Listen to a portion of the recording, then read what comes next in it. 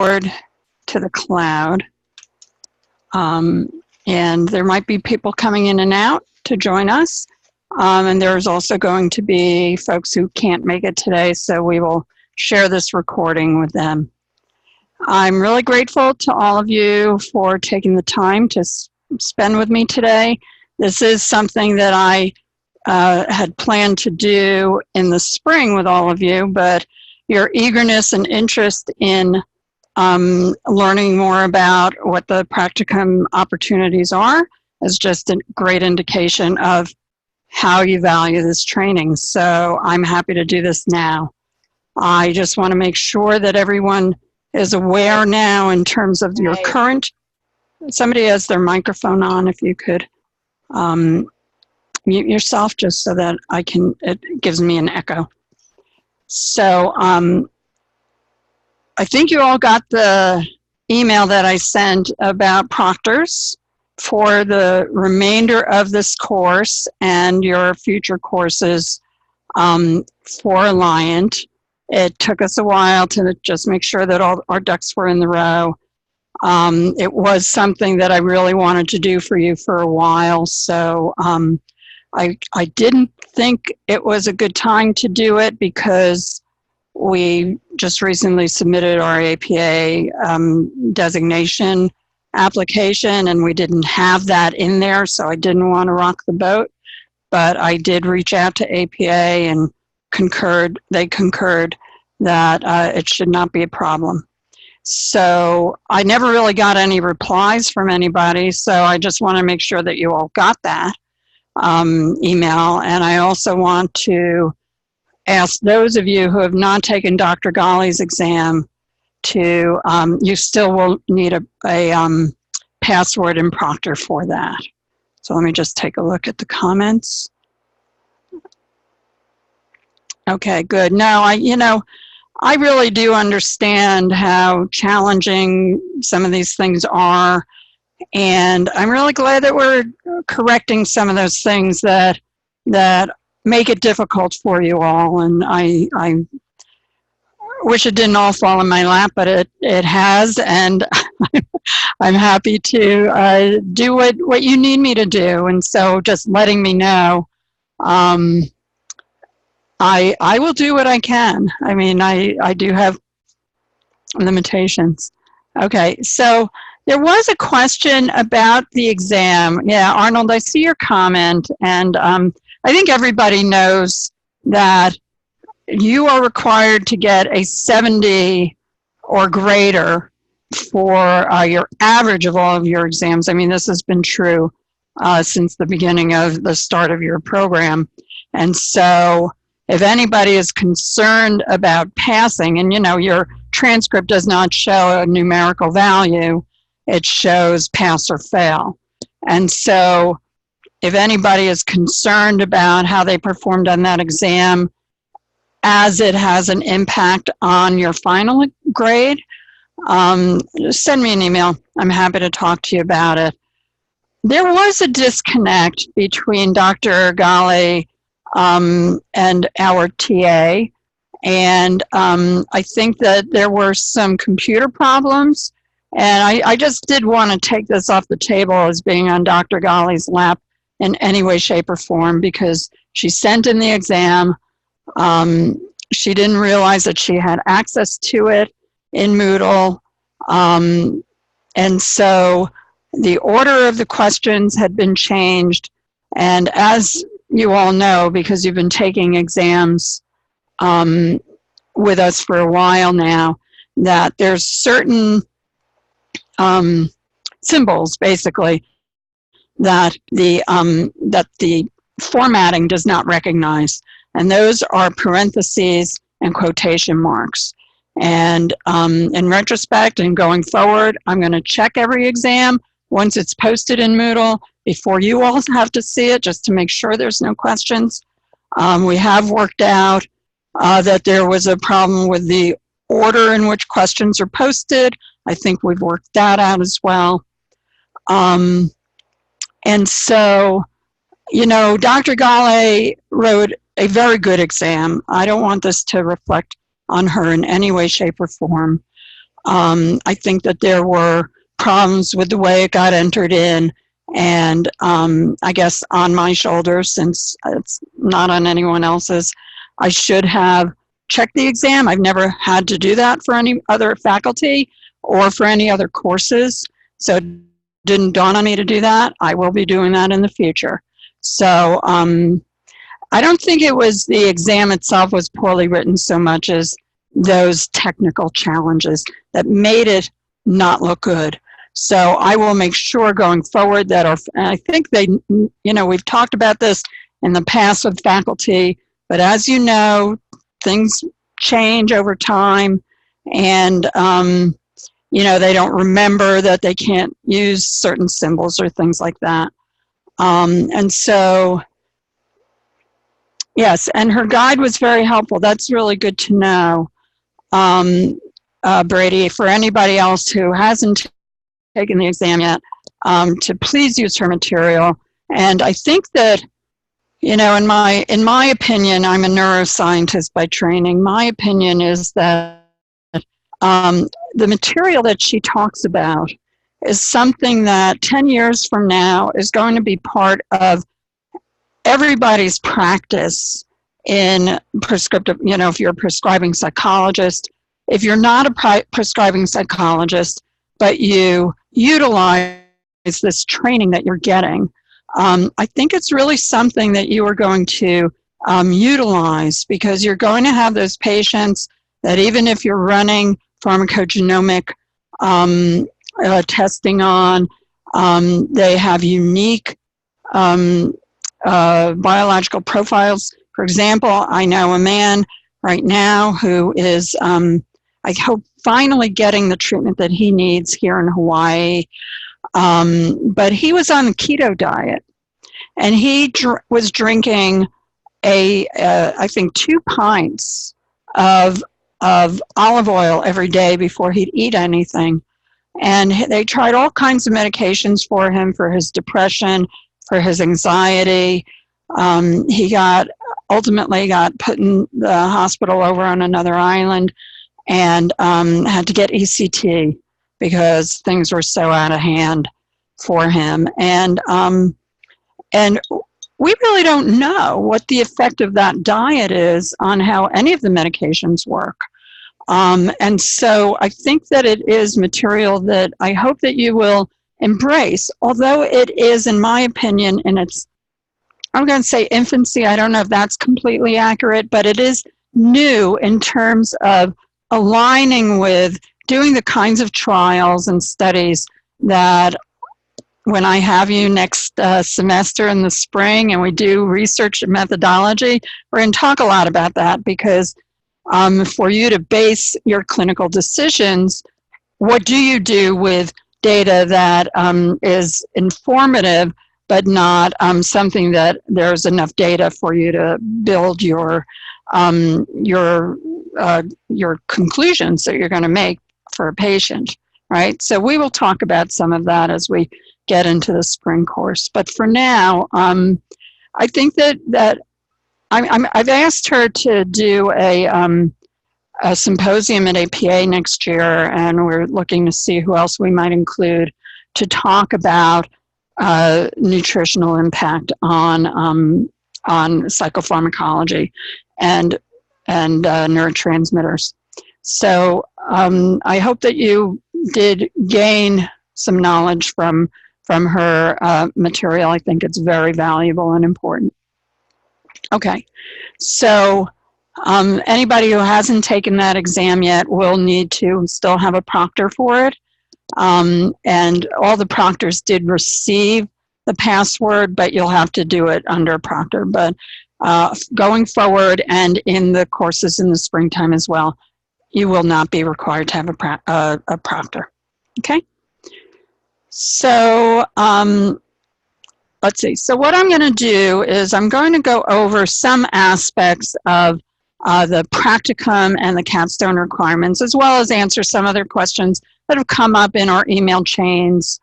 And so I've identified some other topics, but I'm going to focus mostly on the practicum and capstone. And I scheduled 2 hours just to make sure that we had enough time, I want you to feel like if you have questions that you can ask them of me now.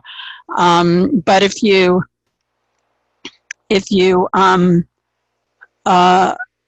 don't get the answers today, and I may not be able to give you all the answers today, I will get them for you, okay? So by typing in your questions or stating them, because I do have a recording going on, then I can definitely follow up with you. And for those of you who know, if I don't respond to your first email, it's probably because there's a forest fire or an earthquake or a volcano doing something right now, but I will be happy to do that, to get back to you, okay?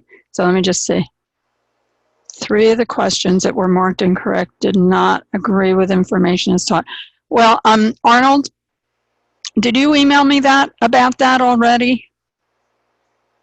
Because if not, on Dr. Ghali's exam, if you did not email that to me, could you identify which questions you're talking about and let me know, and I will address that, okay? Thank you. All right. So let's talk about some of these things. And I will tell you just a little bit, I ran the master's program in clinical psychopharm here in Hawaii for, 10 years pretty much. I mean, we started it in January 2011, so 8-9 years, but we started preparing for it before then. And we were one of the few programs that included practicum training in our graduation requirements. And that was because we had designed our program for the military, and they wanted to make sure that anybody who was graduating had practicum training.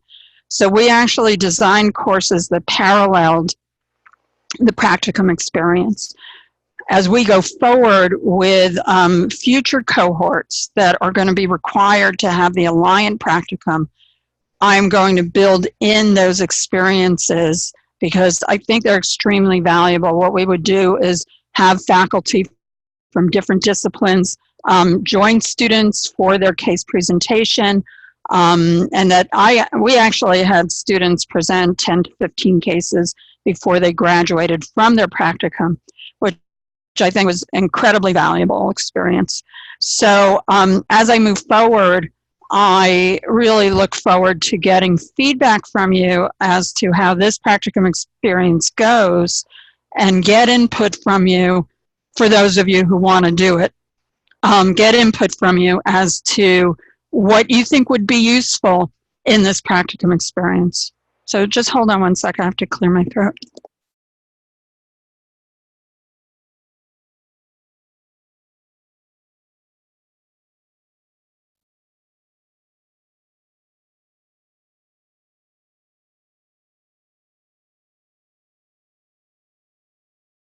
Okay, so the Alliant practicum is not required for your graduation. If you would like to do the practicum, I recommend, sorry, my throat's just not cooperating, hold on.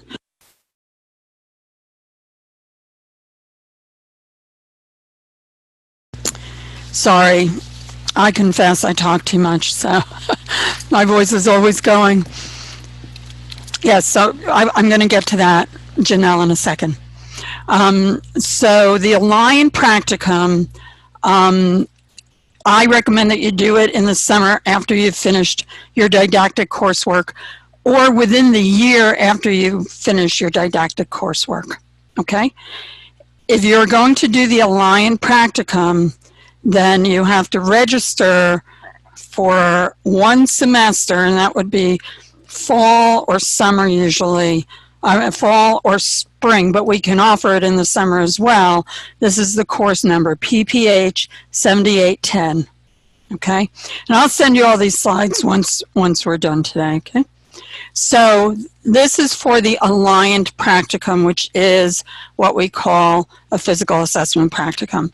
Now, these are the documents that you will need for completing the Alliant practicum. There's a manual for Practica, And that's why, Janelle, I'm putting off your question, because there are actually 2 types of practicum that you can do, and we offer one of them directly through Alliant. I'm going to talk to you about both so that you all have a clear understanding. Okay? There is a memorandum of understanding. Now, I have loaded that up into the manual for the practica. It's at the end of that document, and that document will be uploaded to Moodle today or tomorrow, as soon as our folks can get it up there. But it will have the description of the practicum. It will have the forms that are templates for what you can use. I'll show them to you as we go through this presentation, but I just let you know that all of this is going to be, including these slides, will be located in Moodle under this course number, PPH 7810, which will be at the end of your cohort in Moodle, okay? And then there's software called ABA Monitor. Now, Dr. Lincoln actually developed the software, and we are in the process of running it with one student right now who's doing his practicum, or preparing to do his practicum, who just graduated from, or just finished from the N10 cohort, okay? So I'm going to describe that software, and I am going to put up, again in Moodle, a description of the things that you would have to do. Don't go into the app yet, and I'll explain to you why when I get to that, okay? But I just wanted to point out that these are the 3 main things that you will need for doing the practicum if you register for 7810, okay? So we have the 80-hour physical assessment practicum. It's APA approved. It's in our APA designation application. And it does satisfy New Mexico requirements directly. So 1-to-1, you do this practicum as a student and you get credit for the requirement from New Mexico. Now, there are other kinds of practica, and that's what Janelle's question about 140 is. And it's not always 140, and that's why I want to talk to you about it separately. So the military has a 140 requirement, okay? And just for those of you who are in the military or are interested in becoming prescribers in the military does now allow supervision to be through, online meetings, basically. It's not really medicine, but it's advice that you can do through the internet. And so that's a great advantage, I think, for anybody who does want to do the practicum for the military. So in New Mexico, in addition to this 80-hour physical assessment practicum, there is a 400-hour, 100-patient requirement. Louisiana doesn't really require this at all, but it doesn't hurt to have it. Iowa has unique requirements. I'm going to talk to you about those separately, but 40 hours of our 80-hour practicum, if you do it as a student, can apply to your Iowa requirements. It's a little complicated. So what I'm going to give you at the end of all of this is I'm going to show you each of the documents, and I'm going to post those as well under the practicum. And so you'll all have access to it whether you register for that course or not. Okay, so that information will be available to you. Idaho has its own requirements, and Illinois, as some of you know, has 9 rotations. I always forget the exact number. I think it's 1,600 hours. They're supposed to be done over, it used to be an 18-month period. We have now gotten them to change the law to be 18 to 28 months. And I will tell you that Illinois' law has been rewritten. I want to make sure everybody is aware of that, because the way Illinois' law was originally written was impossible for any of the MSCP programs to satisfy. It was written, I don't know who wrote it. I mean, I don't want to take anything away from Beth Rumreimer, who is one of the most amazing people I've ever known, but I just don't think it was somebody with academic experience who wrote it the way it was written originally. So it has been changed. I want to make that very clear. And it allows you to do your rotations over a longer period of time. You are not required to do it as a student. And in fact, as far as I know, everybody, especially Alliant graduates, but from all the programs, anybody who is doing it doing the rotations has graduated from their MSCP training and taken the practicum. Okay, taken the PEP. Okay, so they have not done practicum at all. Now, it is my understanding that if you want to do the 80-hour practicum that we offer, you can apply those 80 hours towards the hours, I think it's over 100 hours, but the hours that fall under the family medicine or primary care rotation, okay? If you are thinking about doing that for Illinois, please let me know now, because what I've been doing is I reach out to all of the folks who are leading the charge in whatever state we're talking about. I run by them exactly what it is that we're trying to do, and I make sure that I get confirmation back from them. Okay, so do not hesitate if you're thinking about applying for licensure in Illinois. Tell me now. Okay, I mean, don't write it here, but email me. Make it very clear to me what it is that you're wanting to do, and I will make sure that we, Alliant and I, and Illinois or whatever state you're talking about, really, but Illinois have agreed to everything that we're planning for you. Okay, so we did get Illinois to change the rules, so I don't know that I'm going to ever get to do that again. That was kind of a miracle, and I think it was as a result of my being the new director for your program and also chair of the Training Director Council for Division 55 that I was able to bring that to the table and get us all to agree to change that. So, you know, again, for any of your states, whether you're building the potential for legislation, so I don't know if you all know, but Ohio has put in a bill. Florida is going to work very hard on getting their bill revived. They put one in last year. And Washington State looks like they're going to be putting in a bill soon.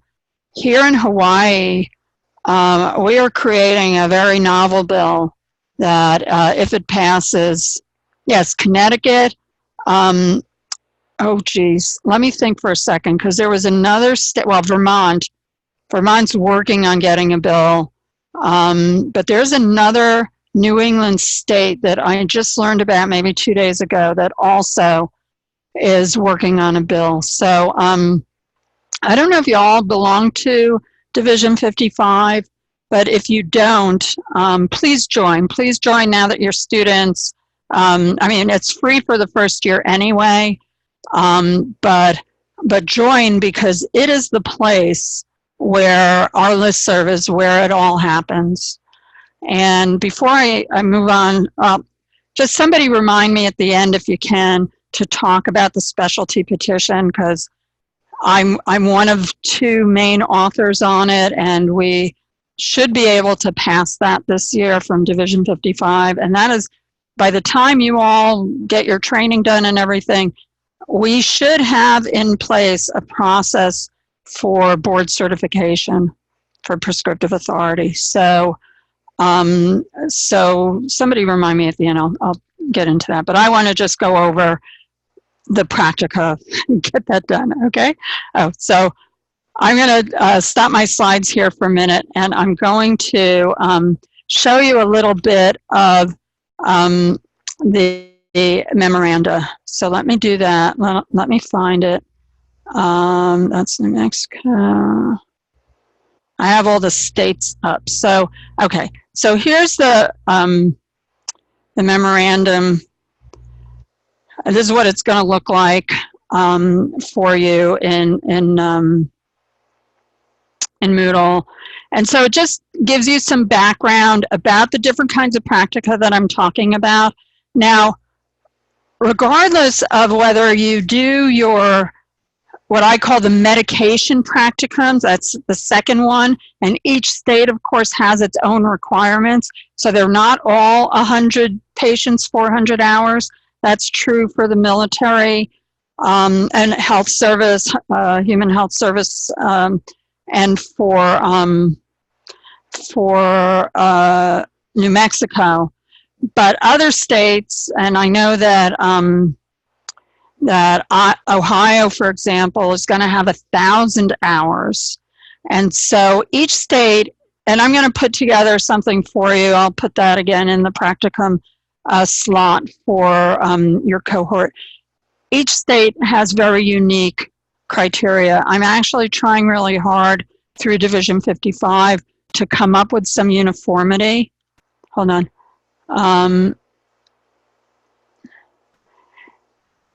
So Carmen, I'm trying to put that together actually as an article that I'm going to put for the tablet, because nobody has it laid out really clearly. So I will do that. I'm going to give it to you students first because you're my priority, but it's going to get published somewhere so that we can have it. Yeah, because we really do need to have it. And half the problem is that as each state comes up with its own thing, that they're able to get through, their legislation, their legislature, it gets tweaked, and it really creates a challenge for those of us who are in education, who are scrambling to try to comply with it, and be able to give our students what you need. And it's a moving target. It's always changing. And as we celebrate each state's success, we also struggle with trying to meet it. So one of my things that I'm trying to do, and our Division 55 President-elect Rick Barnett, I'm sorry, I have a friend named Rick Barton. But what we're trying to do is get some uniformity that we will use. Now, the legislative recommendations from APA are old. Okay, so APA does have guidelines. We all start out with those guidelines when we start legislative efforts, but we never end up with that. Okay, and so two things that we are looking at as a division is practice guidelines need to be updated, and the legislative guideline language needs to be updated. So each state is going to have its different numbers. I can give you some of those today, but I want to just put them all in one place and make sure that everything matches up with current rules, okay, before I give that to you. So, because there's discrepancy. There's, for example, Iowa's rules, it really wasn't clear, so I just want to make sure I'm giving you the right information, okay? So anyway, so this document, I just want to get down to the bottom because you can read through this document.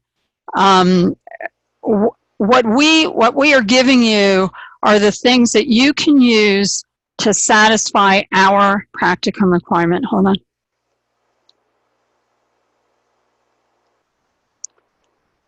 So Janelle,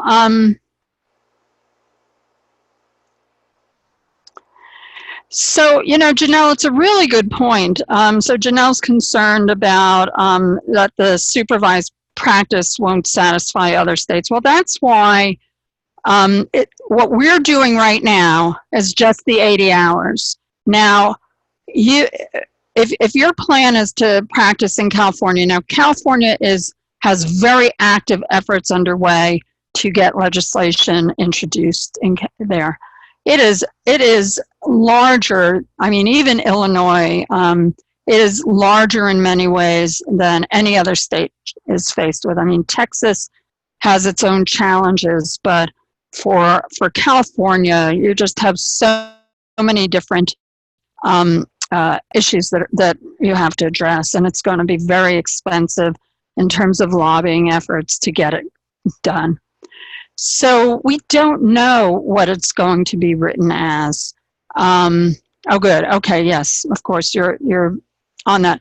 But so my point is that these 80 hours, I don't know, I cannot guarantee that you're going to be able to use these 80 hours any place other than the states that I'm specifying, okay? So in New Mexico, it will satisfy New Mexico licensure. For Illinois, Idaho, and Iowa, you will be able to use these 80 hours towards your licensure, okay? Now, for Iowa, they have said that only 40 of the hours can be under your MSCP training, okay? So you will not be able to use all of the hours towards Iowa's practicum requirement, except, okay, and this is where it just is so complicated. Iowa has unique language that has patient contact count, okay? So let me get to your comment in a sec, Arnold. So patient contact count. So it is not patient contact hours for that. For you do need some hours, right? But and only 40 of them can be while you're a student. But for the other 40 hours that you do as a student, you will be able to count those contacts towards your patient contact count, okay? I know that's incredibly complicated, but that's what they've devised. So let me say, California due to the number of military bases, similar hours. Military requires 400, 100.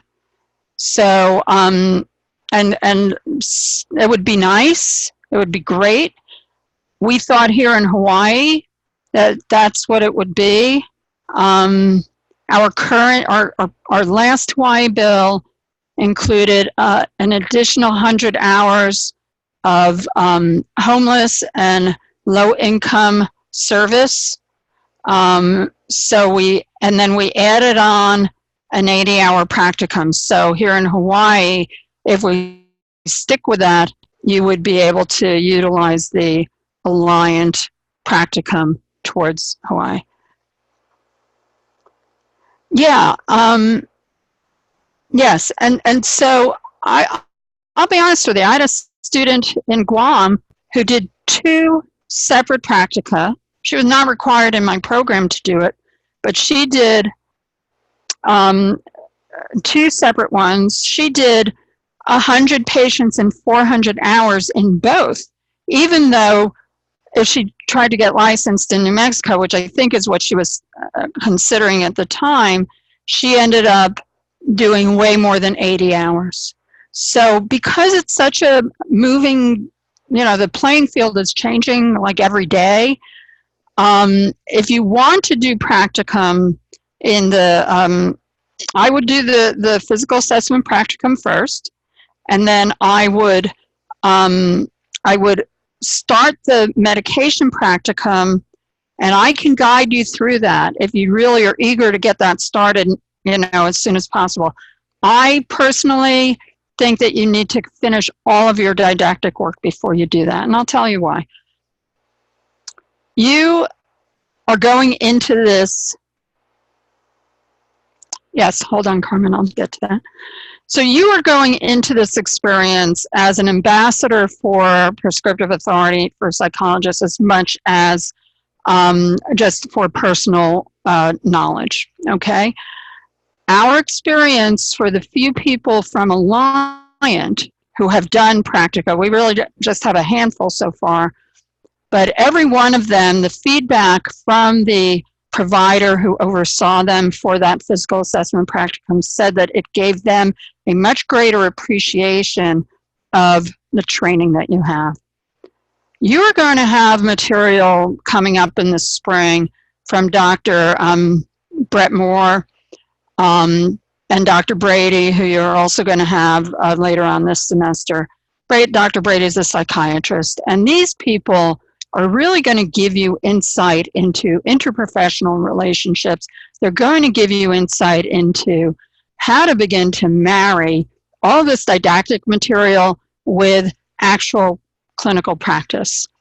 And so I think that that experience, plus the presentation that you do next spring, which is in your very last courses, which is just 1 weekend long, which is 7930. That is when you all do case presentations, and that's with Dr. Moore. And what I think that experience itself really should be had before you go out into any other experiential setting. Okay, that's my personal recommendation. We may not require that, but I strongly recommend it. Okay, so if anybody has this burning desire to, do practicum now, let's talk about that. Okay, so Texas. So I have one person right now who finished his MSCP didactic work and is lining up to do the physical assessment in Texas.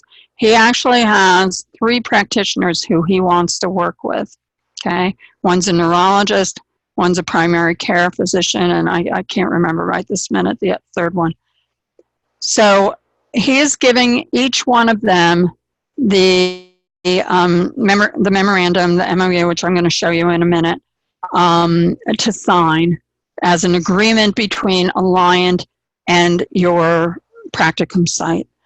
Now, I'm going to talk about the software. I can't show it to you, unfortunately, because I'm on my PC laptop, and right now the software is only designed for iPads and iPhones, and so I've asked Alan about getting it up and running for Androids and other kinds of devices, but I can't really show it to you on my computer. I'm going to get Alan to do a little video that we'll share with you about it. Okay, so a couple of things. So Joy, that's a great question. How hard is it to find folks? It really is not hard to find. And my experience from Hawaii, where we had a lot of concern about that, was that every single one of my students was able to find a practicum supervisor. I call them preceptors, in a state that does not have prescribing privileges. And so, yes, you can do your physical assessment practicum in any state. And you can do it in New Mexico if you want to do that, but you can do it in California, absolutely. I have a student who just got licensed in New Mexico very recently, a graduate, I should say. I only had him for one course, but and he did all of it. He did some in New Mexico, but he did a lot of it in Oregon. So you can do it in different states. Washington State too, I think he was in. So yes, so you can do it in your state, because basically what you're doing is you're shadowing somebody in a primary care setting. You'll be doing some hands-on, right? But you're basically not prescribing. You're not making direct recommendations to the patient in any way, shape, or form. But you're learning what physicians and nurse practitioners, and I do want to point out that we allow nurse practitioners to be your supervisor, because for some of you, you're going to live in a place where there is no physician. Or, maybe there's a psychiatrist. You don't want to do this under a psychiatrist, but when you do your medication practicum, there may not be a psychiatrist or a prescribing physician who's willing to train you. So New Mexico now allows nurse practitioners to oversee practicum training and to serve as supervisors for your 2 years of the word's not in my head, but basically collaborative, where you're under somebody's oversight, and that can now be nurse practitioners in New Mexico as well. Okay, so I am going to tell you all something though. I'm in the process of organizing a webinar through Division 55, where I'm getting somebody from each state to come and talk.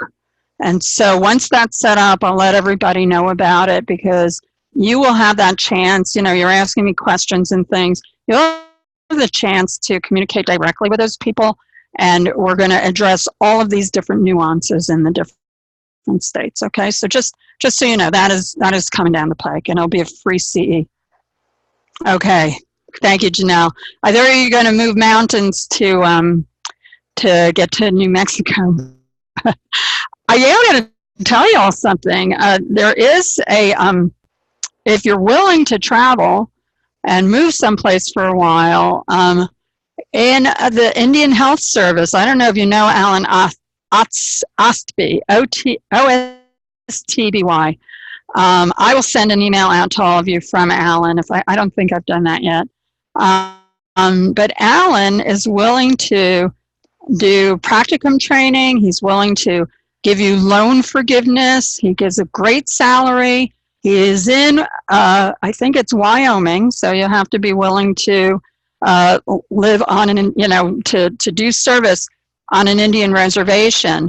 But it's a remarkable opportunity. He will see you through licensure in your training if you're interested in that. So send me an email if anybody is interested and willing to make that move for a couple of years to be able to do that. But they are so desperate for prescribing psychologists. And I am going to tell you, they just hired 2 prescribing psychologists in the Navy here in Hawaii. So, there's a lot of movement in utilizing prescribing psychologists in the military and in the health service that hasn't been there before.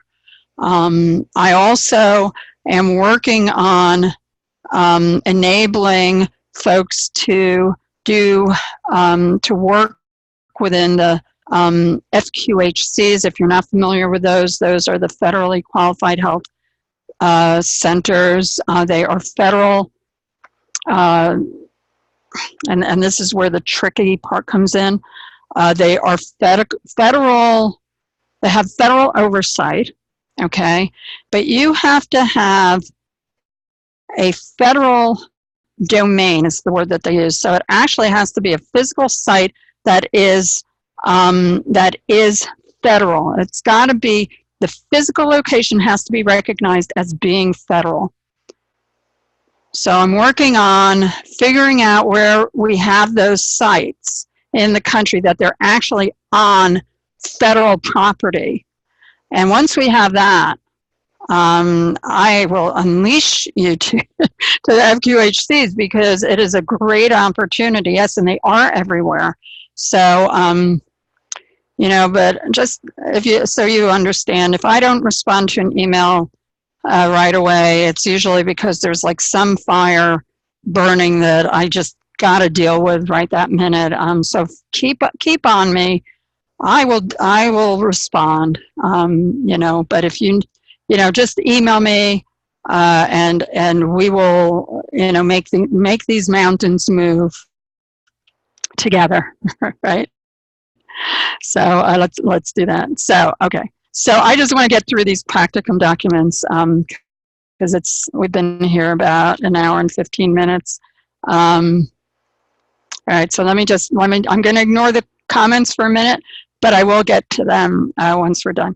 So in here is a letter that you could use if you'd like, or something like this, to describe to a primary care provider what the practicum is going to look like. This is not an official document, so this would be an introductory letter. Most of the people who I've been talking to have a site where they can do practicum. It's either somebody they collaborate with, it's sometimes the place where they're already working. And as I said before, I have found that that people don't have a lot of trouble finding a site. I did have on the island of Molokai, I had a student who couldn't find anybody because there was a psychiatrist. She doesn't live on the island, but she flies over once a week. There was a surgeon who ended up having, she got booted off the island because she had some kind of, her license got challenged. And then a nurse practitioner moved there. And so my student, and it turned out this nurse practitioner was from New Mexico and had worked with prescribing psychologists there and was very open to training her. And so it may not be the very first person that you talk to, but it will be within the, the first couple that you talk to. I suggest that if you don't want to do it where you work, that you can go to a community center, okay? Most of these community health centers, or go to an FQHC if there is one near you, and they are so desperate for support that they would be happy to have you there, okay? Because what comes out of these relationships, I had a primary care provider here who was very supportive of our RXP bill. He said, I can treat diabetes, I can treat hypertension, but if I have a patient who's schizophrenic or actively psychotic, I can't do anything with them. I have had 60 hours, maybe 80 hours total of pharmacology training, not just psychopharm, but pharmacology training. I don't know much of anything about medication, especially, psychotropic medication. So they will embrace you coming in, and it really develops these relationships that you will benefit from and they will benefit from, because you can then help them with those patients who are so non-communicative because of their mental state that they can't even take the medication that's being prescribed to them. And oftentimes, they're the people on the streets, they're the people who are homeless, and so it will be a remarkable training for you if you find a place like that. The other thing is, I'm happy to talk to anybody if they have questions specifically about what the training is. So don't hesitate to connect them with me, and we can set up a 3-way conversation. I can talk with them directly. I will do whatever you need me to do to help you find a location, but you do need to find the location. Okay. So this letter outlines the kinds of things that you'll be doing in this practicum. The 450 hours here, don't get alarmed, it describes the didactic academic training, okay, that you will have had, and talks about insurance and things. And that's a really important thing. If you do the 80-hour practicum while you're a student, then you are covered by the Alliant insurance umbrella. But if you decide to do any of your practicum hours once you've graduated, then you will have to work that out with the hospital in terms of your own personal liability insurance. Okay? That has worked in Illinois. That was a big hurdle that we had to get through in Illinois. Okay, so then we have an evaluation form. This is the overall evaluation form that I will need signed. You will need this for New Mexico. You probably will need this for your other states as well. But what I will tell you is that the software that Alan has created is going to enable you to just input on a weekly basis or whenever you go in for your training. We'll document much of this on a weekly basis, okay? We also are going to put into the software specific disease states that I would like you to mark whenever you see a patient with diabetes, hypertension, cardiovascular disease, whatever it is you see, because I would like us to be able to generate some data that we can use in legislation or any place else. When they say psychologists don't know anything about the body, we can say, excuse us, but these are the patients that our students have seen. Okay. I just had that 2 weeks ago. I was in Oahu, and there was a psychiatrist there, and he said that he had a patient who came in. She had some psychotic issues, so he saw her for that, but she kept complaining about a pain in her side. And because of his medical school training, he said, and he reached back into his memory from when he was a medical student, and he palpated her abdomen, and it turned out that she was having a kidney problem. And fortunately, I was there, because he tried to imply that he could save a patient, but a prescribing psychologist cannot. And I said, excuse me, but our students, one, have a physical assessment course, so they learn all about review of systems, they learn about kidney, they learn about GFR, and then, students that do practicum training also will have hands-on experience. And so by collecting this data, it will actually benefit all of us, because nobody has data like this, and it would be really valuable to be able to collect that information.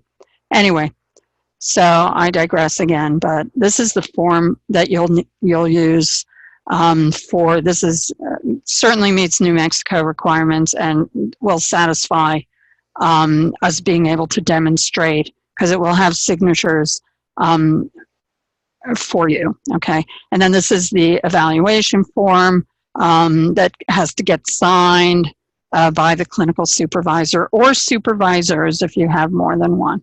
Okay. If you need proof of insurance from us, we will give that to you. These are all drafts. Please do not print these documents that you have in Moodle out and use them when you're ready. That's why I need you to register for the course. Okay, but this is an example. So, for example, I will put the correct person's name on here for the director of purchasing, depending upon when you're doing this. Okay, and then at the end is the MOU, and this is the Alliant agreement with whatever facility you will be doing your training in. Okay, and then this is going to have to be signed.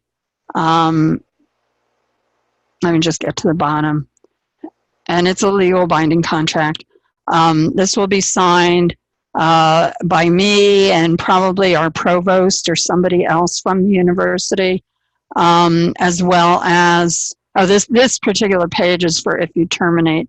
We need signatures on that. But here at the last page, we have Tracy Heller, who is our provost. And then somebody from where you are doing the practicum, and this will be signed before you start your practicum. Okay, so very briefly, I'm going to just show you Alan's, Dr. Lincoln's. I always struggle with the doctor, this and that, because you are all doctors. And so I think of us all as colleagues.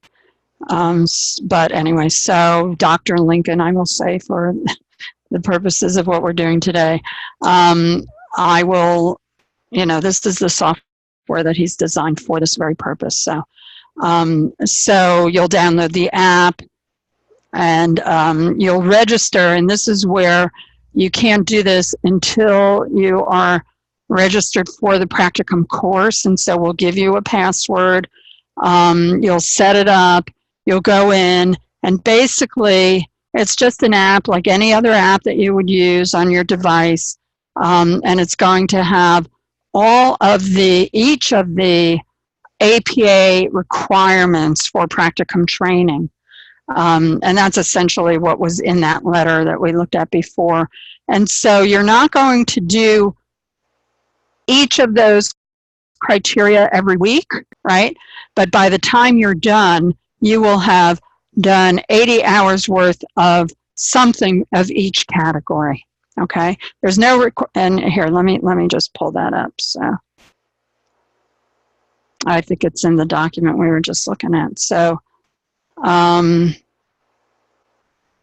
yeah, I just closed it. But anyway, I'll post those. I'll make it very clear what those criteria are. But it's basically, do you know how to do interpret lab values? Do you know how to do review of system? It's those basic steps, right? And those are the requirements from APA for our practicum to satisfy them. Okay, so that's what you will be marking each week when you meet with your supervisor, your preceptor. And then there are going to be buttons on the side that are going to have the conditions that I was talking about, diabetes, all your physical conditions, basically. Okay. And then, so it'll be very straightforward. I did post this document on Moodle. It is a draft, and so, it'll be available to you. And, the other thing is, if you as a cohort want to meet with me more frequently, let me know. I'm happy to do meetings. I know it's hard because of the schedule and everything, but I'm happy to meet with you, and we can record it and then you can listen to it another time, but I'm really happy to do it anytime. Okay. So the capstone, I want to talk to you briefly about the capstone. It is a 100-question exam. It is designed to resemble the PEP. It is not specific PEP questions, but it is PEP-like questions. For your cohort, it is optional, and you will require a proctor for it, and I'll tell you why. It is going to be as close as you will get to the experience of taking the PEP exam as you can get. And so you will be able to take it, this says in 2016, but you will be able to take it anytime from when you finish your 7930 class, assuming that you don't have any incompletes that have to get resolved in any of your other classes. You can take the capstone, and it's offered through Moodle online anytime through the summer, basically. So the end of August, essentially. And so there's two parts of the practicum. Of the capstone. So the first part is that multiple choice question. The second part is,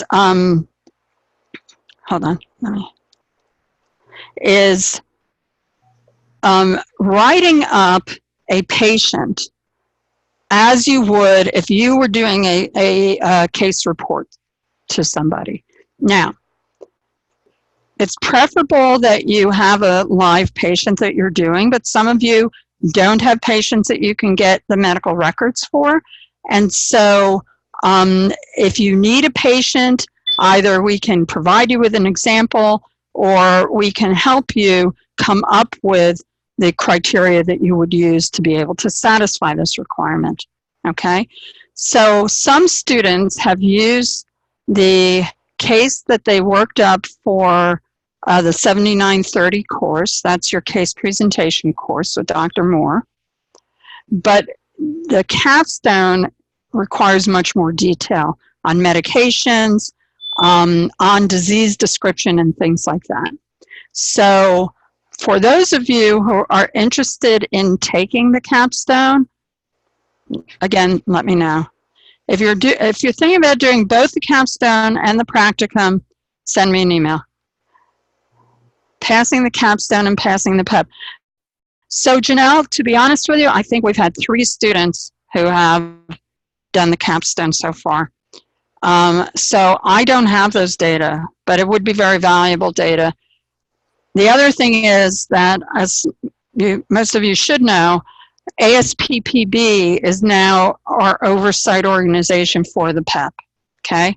We have not gotten any PEP data from them yet, and it probably will not be until at least March of next year that they start analyzing the data, because they came up with a new exam design, they had a beta test, and now they're administering that test to anybody who wants to take it for, is basically like 22 months, okay?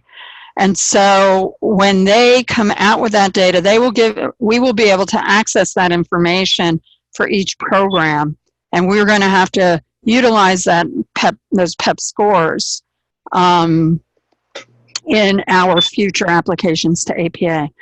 But I don't have that data at this point. I will tell you, though, that I have a graduate of our MSCP program. She took my PEP training afterwards, and I can talk to you guys about that in a minute.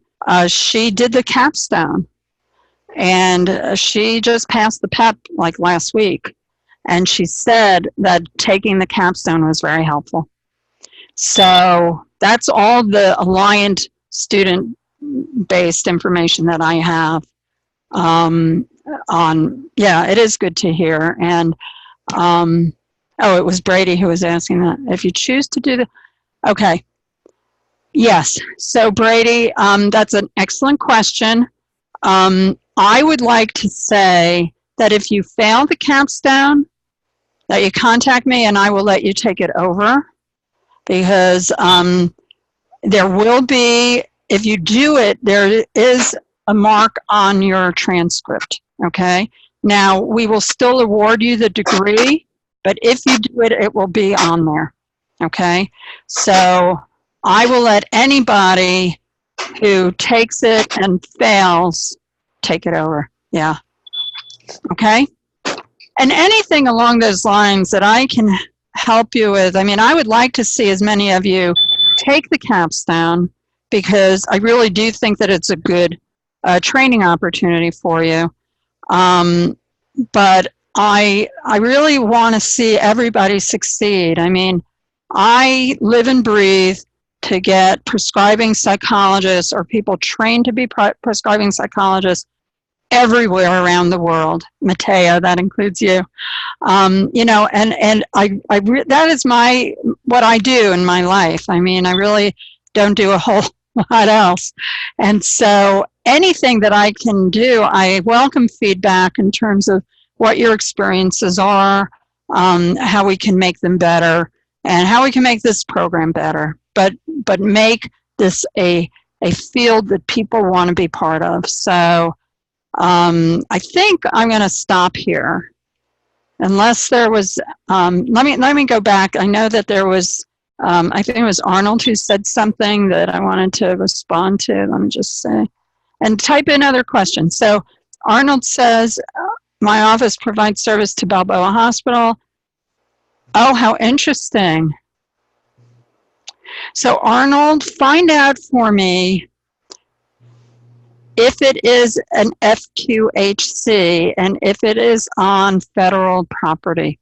Those are the two, I think it's the two criteria that we need. And when we're done, I can contact Pat DeLeon, and I'll ask him if he knows if Balboa Hospital is, you know, under a federal definition. Wouldn't that be kind of exciting? And that's the thing. I think that, yes. Okay, yes, those are the things. You have to find out if it's an FQHC, is it on federal property? And the specific term is, and I believe that's the right term, domain. That I actually Googled it at one point because I wanted to, you know, in the military there are very unique uses of terminology. So let me see if I still have that. I will tell you something though, because, you know, I've been trying to get legislation moved forward here in Hawaii for about 10 years. They've been trying, Missouri was the other state that, I don't know if they're still working on it. They were at one time trying to move legislation forward. Just let me scroll. I'm just looking back and through all of my emails. See if I can find it. So something that really changed the landscape a lot in going over last week was I brought with me Sam Dutton. Now, I don't know if any of you know Sam, but Sam is a prescribing psychologist in the Navy. He's been prescribing for years. He was with the Navy in Annapolis for a long time. And he just moved here to Hawaii. He's one of the 2 new prescribing psychologists at Pearl Harbor. And he came with me, and up until then, we never had a prescribing psychologist who lived in Hawaii who could come and just say, hey, I do this. I do this every day. And it changed the whole tone of the meeting. And I had the psychiatrist from the Department of Health looking at Sam and me and saying, we might be able to work this out if we can do this, this, and this. And so wherever you are trying to make this happen, if you have folks who live in your state, whether they are military or whatever they do, or retired, but they have to live in your state, I think, to have an impact. And that was the problem here in Hawaii. We would bring folks like Marlon Hoover and, fabulous folks, but they didn't live here. And the legislators want to hear from people who are here and who will dedicate their free time to this effort.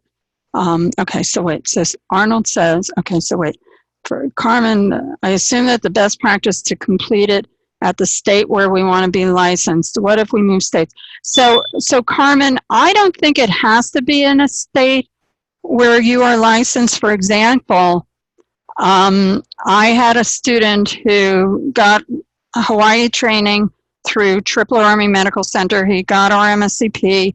He did all of his practicum hours here and then ended up getting licensed in Louisiana. Okay, so you do not have to be in the state where you want to get licensed in order to get licensed. Okay, did I say that correctly? You don't have to do your practicum in the state where you want to get licensed. Now, that may be Louisiana that's unique, and that's why if you know you're going to want to prescribe someplace, tell me soon, and I will unturn every stone that you need in order to be able to do it. Okay, I want to read. Arnold wrote something. Sorry, I'm a slow reader. So Arnold said, I used to work for the Navy. Both the Navy and Army allow prescriptive. The federal property is a broad statement, right? If you provide services, your office is considered. So that is my understanding, Arnold. What we need to do is get a document that says that, right? And uses that specific language. I was scrolling to find that term. I'm pretty sure it's domain, but I'll send it out to you guys in an email when I send the link to this meeting. And I'll make sure that you have everything you need, okay? So are there any specific questions about the practicum itself that we offer? I want to make sure we've covered those things.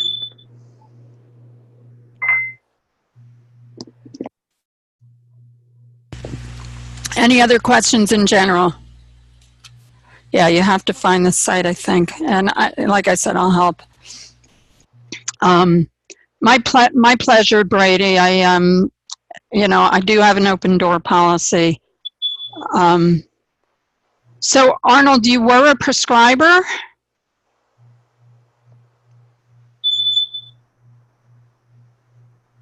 Yes, Carmen, when doing it in Texas. I used to live in Galveston, so I do say y'all on occasion, and I have very deep connections in Texas, and we will. Texas is another state that really has a good chance. So Arnold, so you said, so Arnold, you are already a prescribing psychologist, or you were able to do that?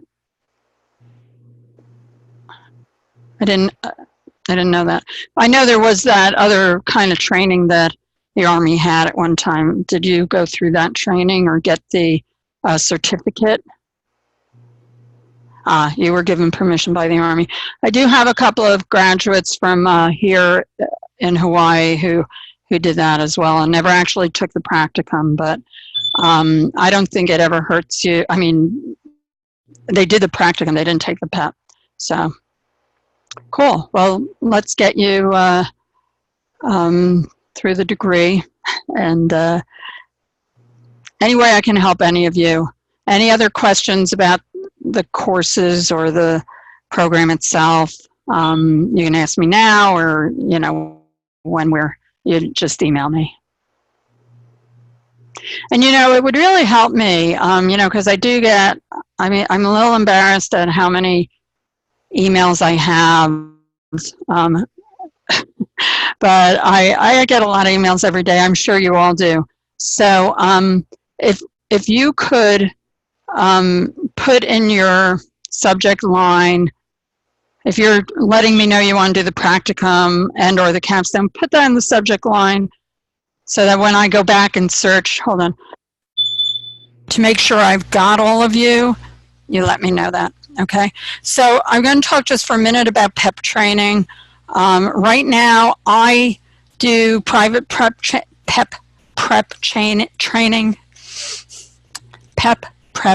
training. I don't charge a lot of money for it. I charge $200 per person, and we meet most Sundays. And I know you guys don't want to, you want to get your Sundays back, but we meet most Sundays of the year. I meet for months, okay? My goal is to, one, get you ready for the PEP, but also to really make sure that all the basics that you will need for the PEP, not so much in terms of answering a specific question, but figuring out the answer to a specific question if you don't know it. I spend a lot of time on the basics.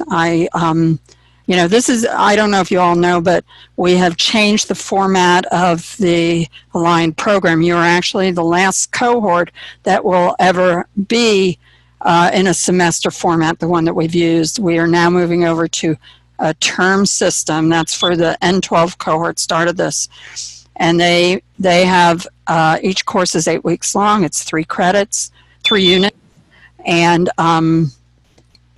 I'm now teaching biochemistry in part, and because I wanted to, because some of the things that I do in my PEP training, I've now integrated into the aligned curriculum because I think it really helps. I mean, you all had to take biochemistry, so you know how hard that is. And then you suddenly get into neuroscience and physiology and pathophys, and so what I've done is revamp our biochem course to enable you to see up front how you're going to be using this biochemistry as you develop your other learning and knowledge. And so, especially for a cohort like you where you haven't had that in that orientation, I mean, you certainly have had enough biochemistry to take the PEP and pass, but I want to give you a different perspective on how you're going to utilize that information. Okay, so Marlon Hoover also does PEP training, and I encourage people to take any course that Marlon offers, and he does it in different ways. So he has a week-long, I think it's a week or maybe a couple of days that he does after APA. That's a PEP prep. He goes to New Mexico and does PEP prep training there. So he has an online, I think it's like 4 to 6 weeks. I encourage you to do both because our perspectives are very different, but I will tell you that 99% of the people who I have trained have passed the PEP on their first try. Now, a lot of them have also taken Marlon's training, so I don't really have any data to say how it makes a difference. But I encourage you to, do it once, and it's expensive now to take the PEP. It's like over $800. So I encourage you to have to do it once. I've had a number of Alliance students who pass. Yeah, and you know what? I have one student who, hold on, who's been out of his program for a long time, and he is the one who has not passed. And he's actually taken the old version and the new version. And I think he really struggles with the material. And he should be prescribing already. He's a fabulous clinician. He understands the concepts, but he's not a good test taker. So I encourage everybody to do it as soon as you're done with your training. You can do it. I have one student, no, I have several who just graduated in May, and this one person just took the PEP and passed, but I have several who just jumped right into my course. It started like 2 weeks after your coursework stopped, and she jumped right in. They jumped right in. I've got 5 or 6, I think, and they're planning to take it soon. I know it's more coursework, and I do want to point out to you that Louisiana does require you to take the PEP within 3 years, I think it is. So, but other states don't really say it has to be, 3 to 5 years. So if you do live in a state where there is active legislation going forward, I'm going to encourage, or there's efforts, take the PEP, and I'm going to tell you why. When whoever's going to testify goes up in front of the legislators and says, I have 15 people who are ready to prescribe here in the state. And all you have to do is let them go, right? Let them do it. That's a lot more impressive than saying, we don't have anybody because they're afraid to take the PEP because they don't think they're going to be able to use it.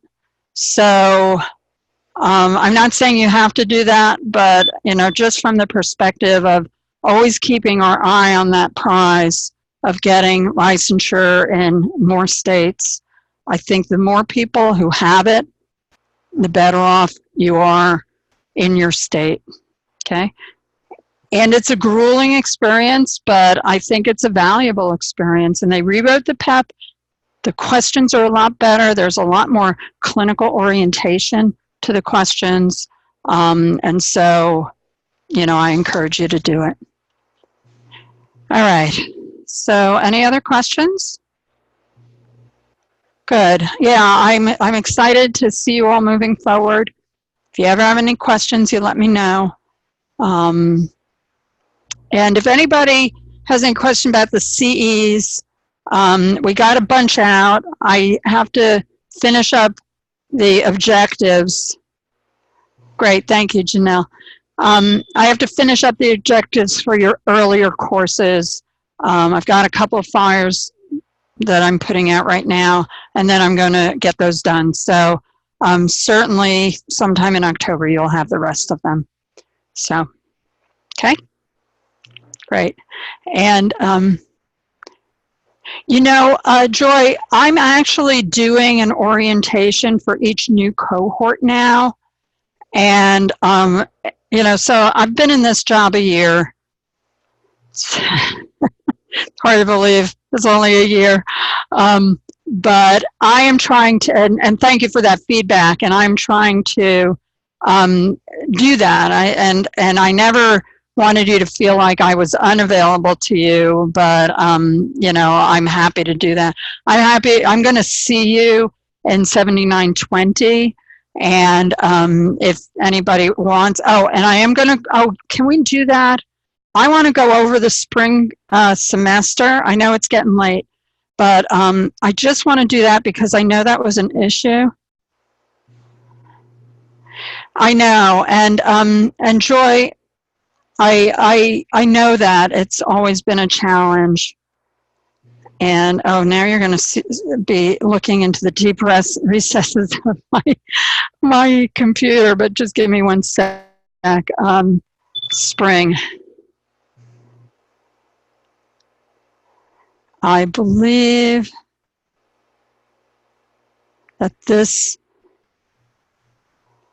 is the current, and and that's the other thing, that I have faculty that change their availability and things that happen sometimes. Oh, and I do need to talk to you about that. So, okay, so let me move this chat.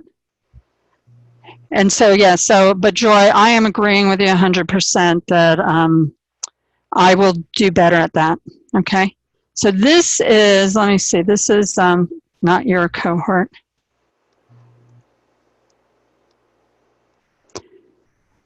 This is your cohort.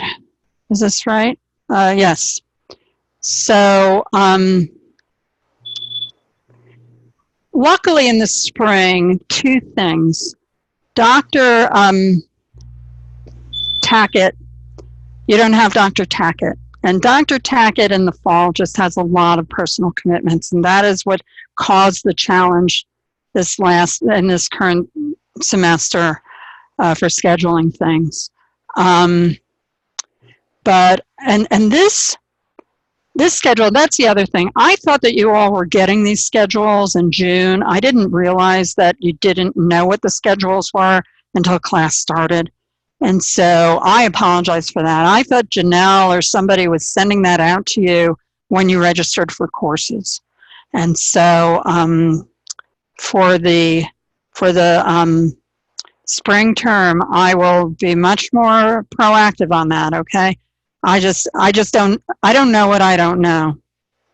But anyway, so you have 3 courses in the spring: 7905, 7920, and 7930, okay? So the first course, 7905, the first week is Martin Luther King weekend, and I think I explained to you, we are not allowed to teach on federal holiday weekends, okay? So, so you have that week off. There will be an assignment, okay? The next week, the 25th, and I'm going to send this out. I'll ask somebody to post this to Moodle as soon as we get done, probably tomorrow because it's late there. So your first weekend of class is the 25th through 26th. You have the next week off, and then you have Dr. Roa Navarrete, the 8th and 9th of February. You have the next week off, and then you have her again on the 22nd and 23rd, okay? Then you'll have the exam week there. So then the next course starts, that's the 7920. And that is going to start the 29th and 1st of May. So here you are going to have back-to-back classes. No, sorry. I said that wrong. You do not have back-to-back classes, but the courses are going to be back-to-back. Okay? So you'll have an assignment that week. And I can't apologize for the fact that I'm an observant Jew, but it does make it hard on our scheduling, okay? Because I cannot teach on Saturdays. I don't answer the phone. I don't go on the computer. I really try, because I do work 6 days a week, and although this is a part-time job for me, I work this job full-time. I do have other job responsibilities as well. And so I am going to be teaching only on Sundays, okay, for 7920. So we will meet on the 8th of March. There's a week in between, and then we'll meet again on the 22nd, okay? And then you have a week off, and there will be an online assignment. You have Dr. Brady for the full weekend, and then the week off, and then you have Dr. Moore in that class, and then you have the case seminar. So there is not a break between the end of 7920 and when you're going to do your case seminar. But what I will do this year is I will give you access to what you need to do for 7930 when we start 7920. Okay, so you will know exactly what you need to do for that course, and you will be able to do it. I also will give you, unfortunately, the 3rd is the last day of the semester, and part of the problem that I've had with squeezing your schedules, and I realize in retrospect I should have told you about this, didn't dawn on me because I thought you all were getting the schedule and there was no problem. But Alliant now requires me to have everything done by the end of their semester dates. Okay, and that has created part of the scheduling challenge that we had. So what that means is that I may be giving all of you incompletes in the case seminar. Okay, I not in the case seminar, in 7920. You all have to participate in the case seminar course on this weekend, okay, the 2nd and 3rd. But you will not, I will extend the deadline for the exam, the final exam for 7920, okay? All right, let me read your comments and then we can all, yeah, so the schedule is a lot better. Oh, but Joy, you say it's not a comment on me, but everything is a comment on me, whether it's directed at me or not. I own this program. I mean, not financially, but ethically. I do feel that anything that happens in this program, whether it happened before my time or not, is my responsibility. Okay, so I appreciate you saying that, but I do feel responsible for it. Okay. And so anyway, so the schedule looks better. Yes, I know. Yeah, so while I have you, should we, because I did want to say, I think there is one thing I do have to tell you. Because this came up after we had our whole thing about, I spent a week trying to create a new schedule for you, and that didn't work out. So then I had to go back and redo the schedule. Sorry, I have a lot of stuff about schedules here, so let me find the one that's relevant.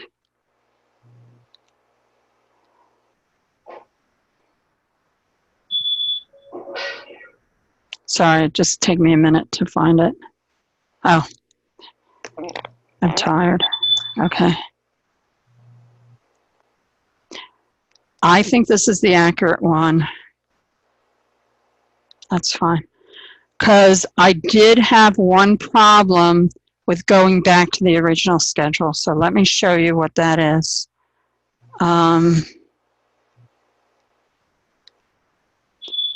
Okay.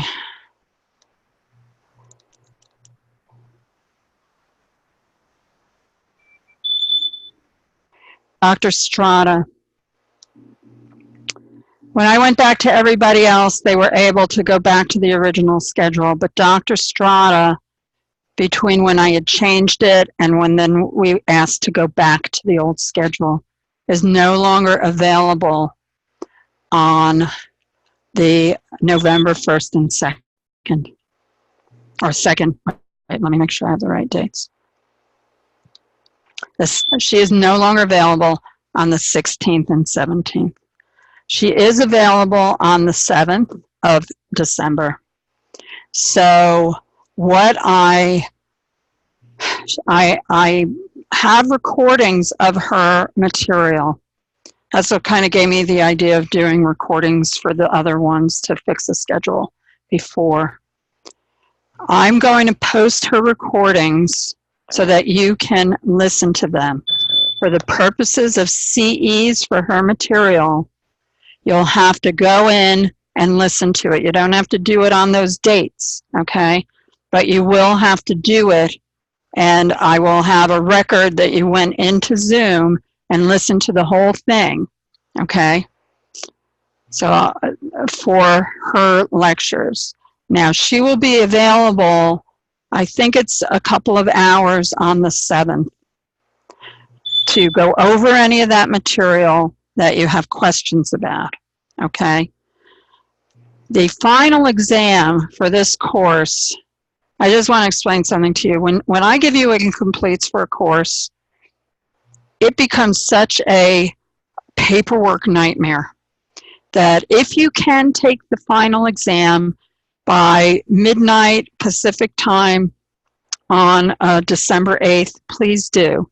But anybody that is not able to do that, I will give you an incomplete, okay? And let you take it at some point later on. I'd prefer that you try to take it on the 8th, okay? So I really tried to bend everything back to what we originally had. She just was no longer able to do that. She's traveling that weekend. So that is the best that I'm able to come up with. And I apologize because I know how valuable it is to have the live lectures. Our faculty like to be present with you at the same time. So that is just one that I'm not able to change. If you have any questions about that, you can email me. You know, I'm happy to talk about it some more, but that's what we've got, okay? So thank you so much for spending 2 hours with me. I'm so impressed. I'm excited about moving forward with all of you. If you guys want to schedule another meeting in the spring, if enough of you email me, let me know. I'm happy to do that, especially as you get closer. Okay? So take care. I'm going to make the recording available to the cohort, and I think Kate will be distributing that when it's done. Okay? So probably tomorrow. Take care, everyone, and I really enjoyed our time together. Aloha.